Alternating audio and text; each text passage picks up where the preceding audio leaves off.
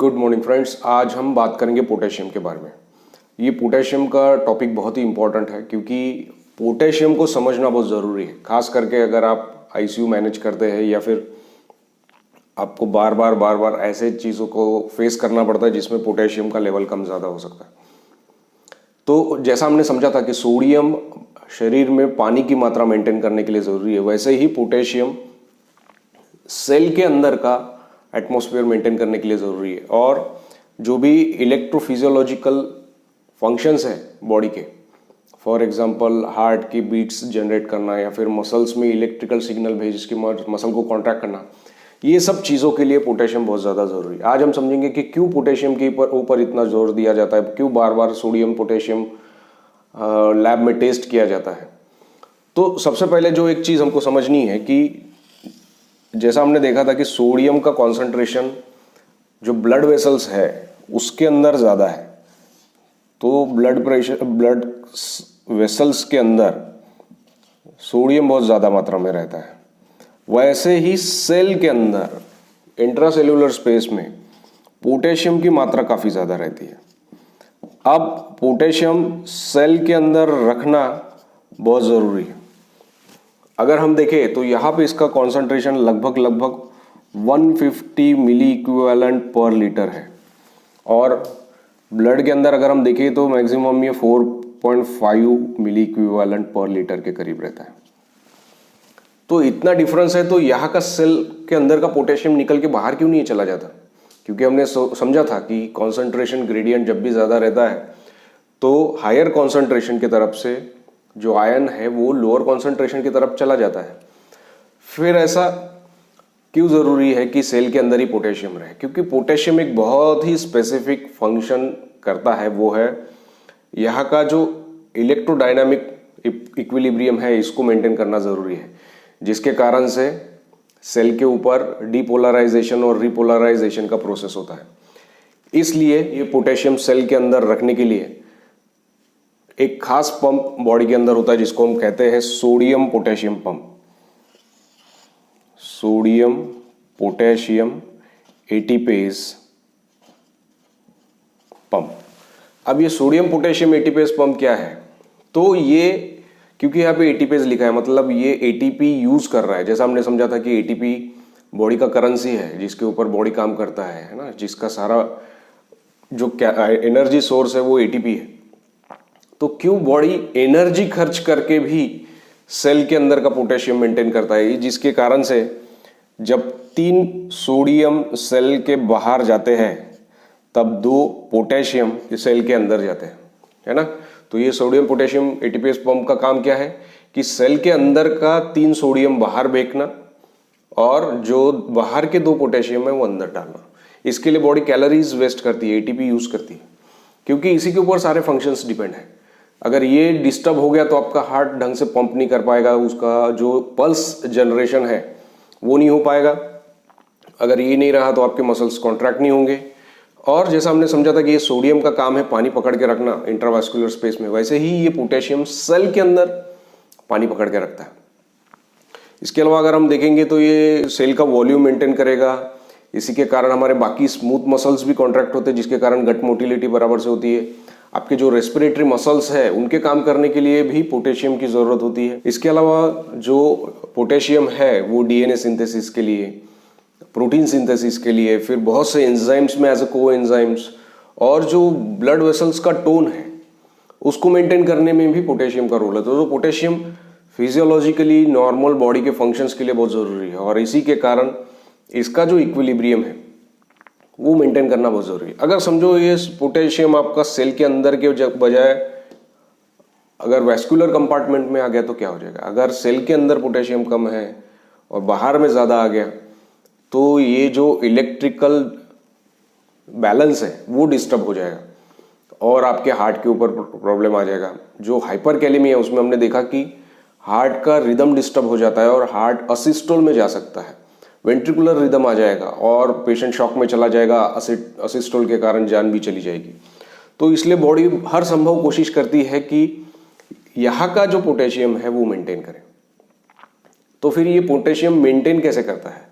क्योंकि जब भी आप कुछ खाएंगे या फिर कोई सेल किसी कारण से टूटता है, उसके अंदर का पोटेशियम रिलीज होता है, तो वो पोटेशियम बढ़ा देगा। लेकिन उसको मेंटेन करने के लिए, ये इंट्रावेस्कुलर कंपार्टमेंट का पोटेशियम मेंटेन करने के लिए बॉडी के पास में कुछ मैकेनिज्म्स है, जिसको यूज करके बॉडी, हमने देखा है कि इंट्रासेल्यूलर पोटेशियम को मेंटेन करता है। फॉर एग्जांपल, अगर कोई सेल है और पोटेशियम का लेवल बढ़ गया, अगर आपने समझो खाना खाया है ना, तो सबसे ज़्यादा जो पोटेशियम का सोर्स है वो हमारे खाने में से है, वो इंटेस्टाइन में से अपना पोटेशियम आ गया। तो ये पोटेशियम आने के बाद में ब्लड वेसल्स के अंदर आएगा, और ब्लड वेसल्स में आने के कारण ट्रांजिएंटली पोटेशियम का लेवल बढ़ जाएगा। जैसे ही पोटेशियम सिक्रेट होता है, इंटेस्टाइन में से इंसुलिन को सिग्नल जाते हैं, इंसुलिन सिक्रेट होता है पैनक्रियास से, और ये इंसुलिन जब पोटेशियम के ऊपर काम करता है तो पोटेशियम को सेल के अंदर ढकेल देता है, जिसके कारण से हमारा खाना खाने के बाद में जो पोटेशियम शरीर को मिला है वो सेल के अंदर शिफ्ट हो जाता है, ताकि यहाँ का बैलेंस मेंटेन रहे। तो ये मेन इनका रेगुलेटरी फैक्टर है, तुरंत काम करता है कि सेल में ब्लड वेसल्स के अंदर पोटेशियम बढ़ा, इसको सेल के अंदर डाल दो, ब्लड वेसल्स के अंदर पोटेशियम कम हुआ, सेल के अंदर से बाहर में ले लो, तो ये इमीडिएटली काम करेगा। इसके अलावा पोटेशियम का एक्सक्रीशन कहाँ होगा? एक्सक्रीशन जाएगा किडनी में से, तो किडनी के अंदर से ही पोटेशियम बाहर जाता है, इसका और कोई सोर्स नहीं है बाहर जाने का। फीसेस में से बहुत कम जाता है, मैक्सिमम पोर्शन जो पोटेशियम का है वो यहाँ से एक्सक्रीट होता है, लेकिन यहाँ पे आएगा, फिर यूरिन में से फिल्टर होगा, फिर सिक्रीट होगा, उसको टाइम लगेगा। ये तुरंत काम करेगा, जो पोटेशियम का इक्विलिब्रियम मेंटेन करने के लिए ज़रूरी है। तो और कौन से फैक्टर हैं इंसुलिन के अलावा जो पोटेशियम को सेल के अंदर ढकेलता है? तो इसमें हमने देखा, जैसे इंसुलिन के साथ में है वैसे है अल्कलोसिस। तो अल्कलोसिस अगर होता है, मतलब पीएच आपका अल्कलाइन होता है, 7.4 से ज़्यादा रहता है, तब पोटेशियम सेल के अंदर जाने लगता है। इसके अलावा जो बीटा अगोनिस्ट है, बीटा 2 अगोनिस्ट, फॉर एग्जांपल आपका सॉल्बुटामॉल है, अल्बुटामॉल जो हम नेबुलाइजेशन के लिए यूज़ करते हैं, इसके कारण से भी पोटेशियम सेल के अंदर जाएगा। इसके अलावा दूसरा हार्मोन जैसे कैटेकोलामिन्स है ना, कैटेकोलामिन्स के कारण होगा। फिर वह अल्फा एंटागोनिस्ट और हाइपोकैलेमिक पीरियोडिक पैरालिसिस, इसमें भी हमने देखा है कि ये पोटेशियम बार बार सेल के अंदर शिफ्ट होता है, जिसके कारण से जब भी ये चीज़ें रहेगी पोटेशियम सेल के अंदर चला जाएगा, और इसके अंदर का इंट्रावेस्कुलर कंपार्टमेंट के अंदर का पोटेशियम कम हो जाएगा एज कंपेयर टू नॉर्मल जो लेवल है। ये जब भी चीज़ें होगी तो सेल के अंदर पोटेशियम चला जाएगा। तो ऐसी कौन सी चीज़ें हैं जो पोटेशियम को बाहर निकालेगी, सेल के बाहर निकाल के ब्लड वेसल्स के अंदर लाएगी? उसमें हम देखेंगे कि एसिडोसिस है। तो जब भी एसिडोसिस होगा तो H+ आयंस ज़्यादा जनरेट होंगे, तो ये H+ आयन जनरेट बहुत ज़्यादा टॉक्सिक रहते हैं, और हमने एक देखा था कि बफर्स बॉडी के जो रहते हैं वो इसको तुरंत न्यूट्रलाइज कर सकते हैं। लेकिन जब बहुत ज़्यादा अनकंट्रोल्ड एसिडोसिस है, आपके बाइकार्ब ऑलरेडी यूटिलाइज हो चुके हैं, तो ये H+ आयन सेल के अंदर धकेल दिया जाता है, और इसके एवज में एक पोटेशियम बाहर चला जाता है। इसके कारण से जब भी एसिडोसिस होगा पोटेशियम सेल के बाहर आएगा। इसके अलावा इसी का अपोजिट अगर हम देखेंगे तो बीटा एंटागोनिस्ट, बीटा ब्लॉकर बोल देंगे हम इसको, है ना, और अल्फा अगोनिस्ट, किसी कारण से अगर आपकी सेल टूट गया, फॉर एग्जांपल हिमोलिसिस हो गया किसी कारण से, या फिर उसके कारण से भी ये इंट्रासेल्यूलर पोटेशियम बाहर आ जाएगा। अगर समझो आपने बहुत ज़्यादा हेवी एक्सरसाइज कर ली और जिसके कारण से मसल्स कॉन्ट्रैक्ट हो रहे हैं, तो मसल्स कॉन्ट्रैक्ट होने के कारण मसल्स के अंदर भी बहुत ज़्यादा पोटेशियम है, वो भी सेल में से बाहर निकल के आपके इंट्रावेस्कुलर कंपार्टमेंट में आ जाएगा। तो ये सारी चीज़ें हैं जो इंट्रासेल्यूलर पोटेशियम को बाहर करते हैं। कुछ और चीज़ें जो हमको समझनी है, जैसा हमने समझा था कि यहाँ पे इंसुलिन की मात्रा ज़्यादा है, इंसुलिन अगर ज़्यादा तो होता है तो पोटेशियम सेल के अंदर चला जाता है। उसी प्रकार से अगर आपका इंसुलिन का लेवल कम हो गया, for example type 1 diabetes mellitus है, तो भी जो ये इंट्रा सेल्यूलर पोटेशियम है वो बाहर आ जाएगा। एक चीज़ जो हमने देखी है कि अगर हाइपर ऑस्मोलरिटी है तो भी इंट्रा सेल्यूलर पोटेशियम सेल से निकल के इंट्रावेस्कुलर कंपार्टमेंट में आ जाएगा। तो ये सारे फैक्टर्स हमको याद रखने ज़रूरी है, क्योंकि इसी के ऊपर सारी चीज़ें डिपेंड करेगी। अब जो हमने समझा था कि जो भी ब्लड वेसल्स के अंदर का पोटेशियम है वो सेल के साथ में एक्सचेंज करके लेवल को मेंटेन करता है, लेकिन और एक फैक्टर है जो इम्पोर्टेंट रहता है, वो है इसका एक्सक्रीशन। तो 3 चीज़ें पोटेशियम की लेवल को मेंटेन करते। एक तो आपका इंटेक, आपने कितना पोटेशियम डाइट में लिया है। दूसरा, जो फैक्टर्स जिनके वजह से इंट्रासेल्यूलर और एक्स्ट्रा सेल्यूलर कंपार्टमेंट में पोटेशियम का एक्सचेंज हो रहा है। और तीसरा है पोटेशियम का यूरिन में एक्सक्रीशन। और एक चीज़ जो हमको समझनी है कि जो एक्सक्रीशन है पोटेशियम का, वो उसका लेवल डिटरमाइन करता है। जो मेन डिटरमाइन फैक्टर, किसी कारण से अगर आपका यूरिन का लेवल बनना बंद हो गया है तो उसके कारण से शरीर में का पोटेशियम का लेवल बढ़ना बहुत ज़्यादा शुरू हो जाएगा, क्योंकि बॉडी से बाहर जाने का मेन जो रास्ता है पोटेशियम का वो यूरिन है। ये हमारा एक नेफ्रॉन है, तो उसमें हम क्या देखते हैं कि ये बाउमन्स कैप्सूल है, प्रॉक्सिमल कन्वोल्यूटेड ट्यूबिंग है, लूप ऑफ हेनले है, डिस्टल कन्वोल्यूटेड ट्यूबिंग है और कलेक्टिंग डक्ट है। तो ये पोर्शन में सारा पोटेशियम एब्जॉर्ब ही होता है, जितना भी फिल्टर हुआ है वो पूरा एब्जॉर्ब हो जाएगा। डिस्टल कन्वोल्यूटेड ट्यूब्यूल और कलेक्टिंग डक्ट, ये पोर्शन में हम देखते हैं कि पोटेशियम यूरिन में सिक्रीट होता है और वहां से बाहर जाता है।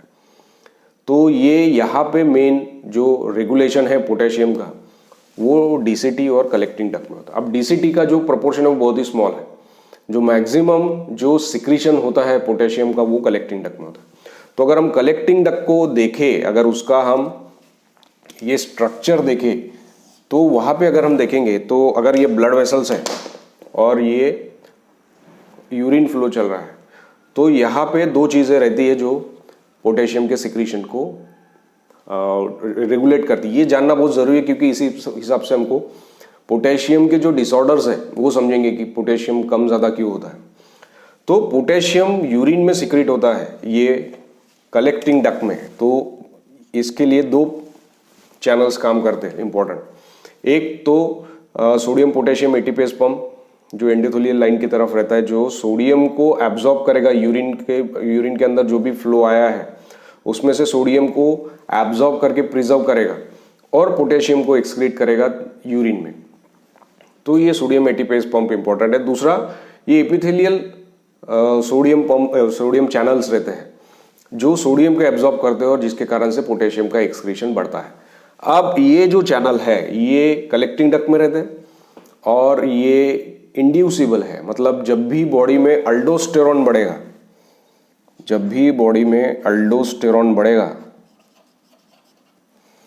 तब ये चैनल्स की संख्या बढ़ जाएगी, वो एक्टिवेट हो जाएंगे और ज़्यादा से ज़्यादा सोडियम यूरिन में से बॉडी में प्रिजर्व करेंगे। इसलिए हमने देखा था कि जब भी बीपी कम होता है, यूरिन आउटपुट कम होने लगता है, क्योंकि अल्डोस्टेरॉन सिक्रीट होता है।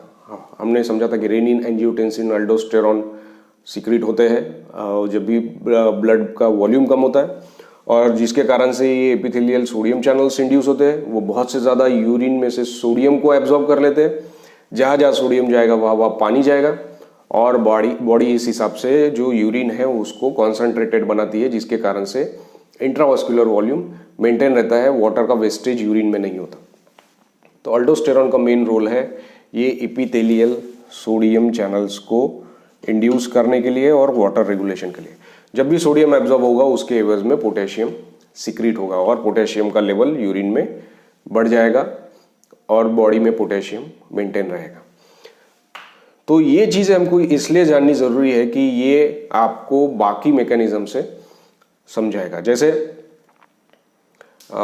अगर ये यहाँ पे जो भी चेंजेस हो गए उस पर भी इन चीज़ों का रेगुलेशन मैटर करता है। फॉर एग्जांपल, अगर आपका यूरिन ज़्यादा बन गया, बहुत तेज़ी से यूरिन अगर बन रहा है, फॉर एग्जांपल आपने डायूरेटिक्स दे दिए, आपने मैनिटॉल दे दिया, या बच्चे का शुगर बहुत ज़्यादा है ना, तो जिसके कारण से फॉर एग्जांपल डायूरेटिक्स है, मैनिटॉल है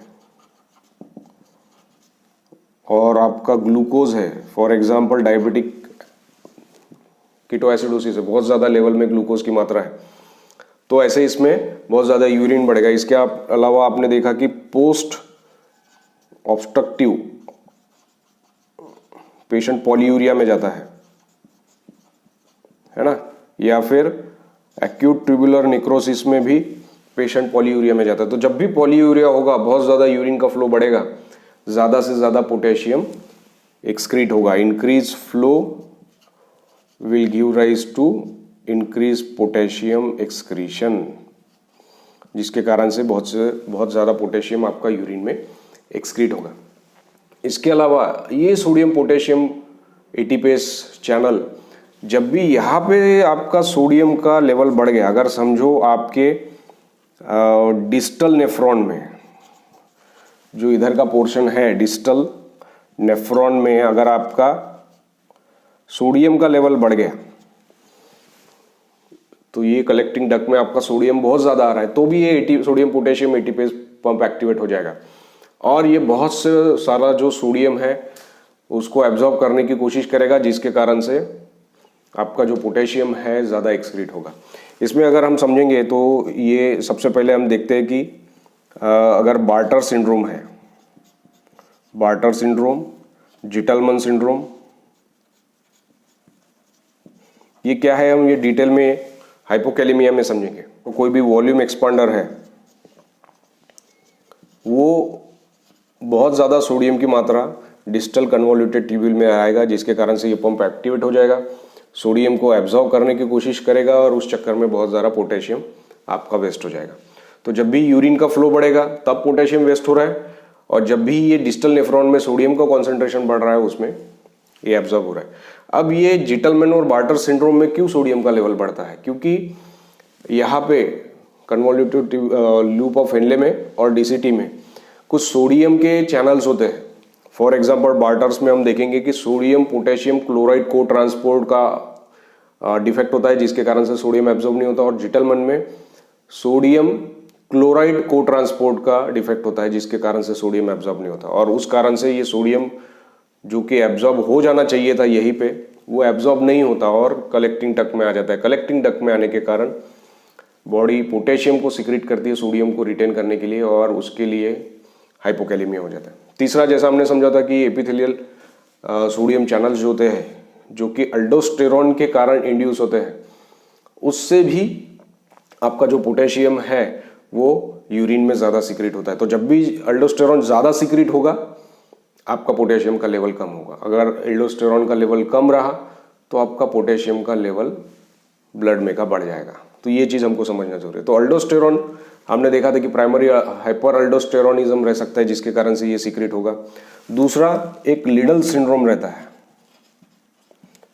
जिसके बिना किसी स्टिमुलस के ये एपिथेलियल सोडियम चैनल्स बढ़ जाते हैं। इसको गेन ऑफ फंक्शंस बोलते हैं। तो म्यूटेशन के कारण ये गेन ऑफ फंक्शन होता है, बहुत ज़्यादा एपिथेलियल सोडियम चैनल्स इंड्यूस हो जाते हैं, जिसके कारण से सोडियम रीएब्जॉर्ब होता है और पोटेशियम एक्सक्रीट होता है, जिसके कारण से बॉडी में हाइपोकैलेमिया हो सकता है। तो ये सारी चीज़ें हमको समझना ज़रूरी है कि जब भी अल्डोस्टेरॉन का लेवल बढ़ेगा पोटेशियम का लेवल कम होगा। हमने देखा था कि जब भी एसिडोसिस होगा सेल के अंदर का पोटेशियम बाहर आएगा, और जब भी अल्कलोसिस होगा तो जो सेल के बाहर का पोटेशियम है वो सेल के अंदर आ जाएगा।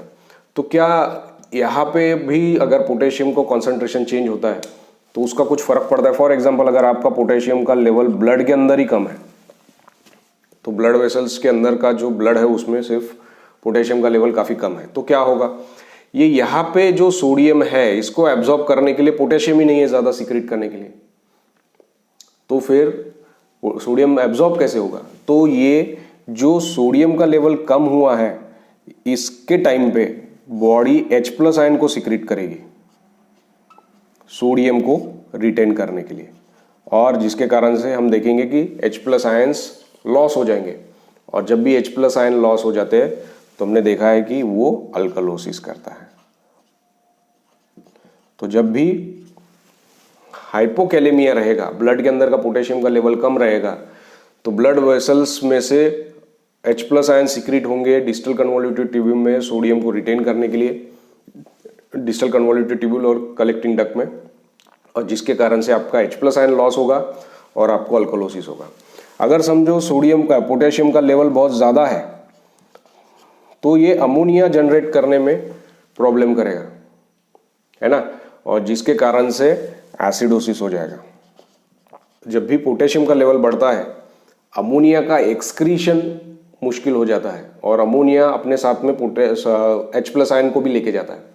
अब क्योंकि अमोनिया ही जनरेट नहीं हो रहा है, अमोनिया ही एक्सक्रीट नहीं हो रहा है, तो H+ आयन्स का लेवल ब्लड में बढ़ जाएगा और एसिडोसिस हो जाएगा। तो जब भी हाइपोकैलेमिया है वो अल्कोलोसिस कर सकता है, जब भी हाइपरकैलेमिया है वो एसिडोसिस कर सकता है। अब पोटेशियम का सोर्स ऑफ डाइट में सोर्स क्या है? तो जो भी नॉनवेज फूड है उसमें पोटेशियम बहुत ज़्यादा मात्रा में रहता है। उसमें हम देखेंगे कि फिश है, मीट है, इसमें पोटेशियम ज़्यादा रहता है। जो वेजिटेरियन फूड में उसमें भी फ्रूट्स जो रहते हैं उसमें पोटेशियम काफ़ी ज़्यादा मात्रा में रहता है। इसलिए जब भी हम एक्सरसाइज करते हैं तो उसके बाद में कहते हैं कि केला खा लो या फिर नारियल पानी पी लो, क्योंकि उसमें पोटेशियम की मात्रा ज़्यादा होती है।